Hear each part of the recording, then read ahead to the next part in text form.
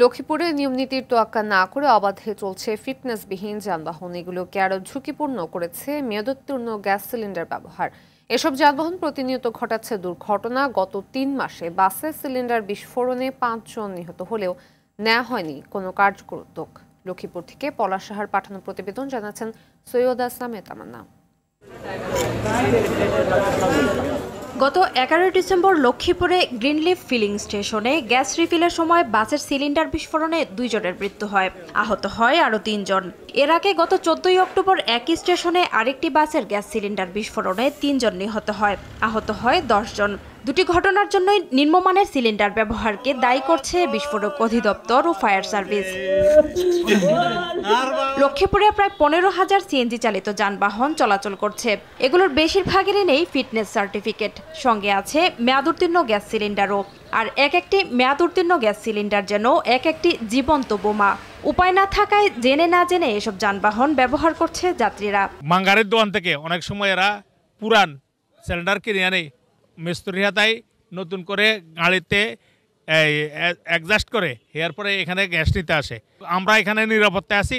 এটা বোমেতে খারাপ। একটা গাড়িতে 8-9টা করে বোতল থাকে। এই বোতলগুলো একটা টেস্ট করায় যে ওকে, আর বাকিগুলো এরা রিটেস্ট করে বিভিন্ন স্ক্র্যাপ দোকান থেকে কিনে বলে আমার কাছে মনে হয়। এটা এত দুর্বিষহ হয়েছে যে আপনি দেখেন উপরে ছাদের অংশ ভেঙে গেছে, গার্ডওয়াল ওয়ার্ড ভেঙে গেছে, কারেন্টের তার ছিঁড়ে গেছে। আমরা খুব মারাত্মক হুমকির মধ্যে আছি এই গ্যাস পাম্পকে নিয়ে। এটা আমি রিকোয়েস্ট করবো পরিবেশকে এবং বিভিন্ন যারা আইন প্রয়োগকারী সংস্থা আছে, এই আমাদের হুমকি থেকে আমরা জীবন রক্ষা পাই। এই বাসে আর কোনো গ্যাস দেওয়া না হয়, আমরা ফোর্সের কাছে এটাই দাবি। এর আগে যে ঘটনা ঘটছে তারপর থেকে আমরা খুবই সতর্কতার সহিত সিলিন্ডার রিপোর্ট দেখে আমরা গ্যাস প্রদান করি। 5 বছর পর পর গ্যাস সিলিন্ডার পরীক্ষার নিয়ম থাকলে তা আমলে নিচ্ছে না অনেকে। যদিও বিআরটিএ কর্মকর্তা বলছেন সব হচ্ছে নিয়ম মেনে। ফিটনেসবিহীন গাড়ি যাতে রাস্তায় চলাচল করতে না পারে সে ব্যাপারে আমাদের প্রতিদিনই প্রায় মোবাইল কোর্ট চালানো হয়েছে। ফিটনেসবিহীন যানবাহন ও মেয়াদোত্তীর্ণ গ্যাস সিলিন্ডারের বিরুদ্ধে ব্যবস্থা নেওয়ার কথা জানান জেলা প্রশাসক। ফিটনেসবিহীন গাড়ি যেন না চলাচল করতে পারে, এই জন্য আমরা প্রয়োজনীয় পদক্ষেপ নিয়েছি। ভ্রাম্যমাণ আদালতের অভিযান অব্যাহত আছে, পুলিশ বিভাগ কাজ করছে, নিয়মিত মামলা হচ্ছে।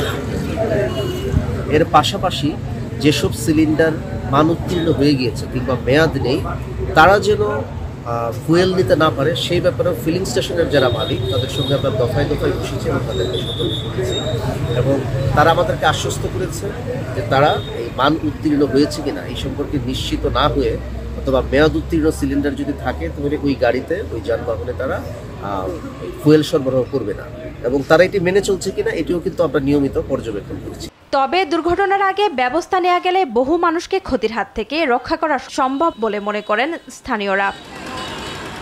সৈয়দা সামিয়া তামান্না, RTV।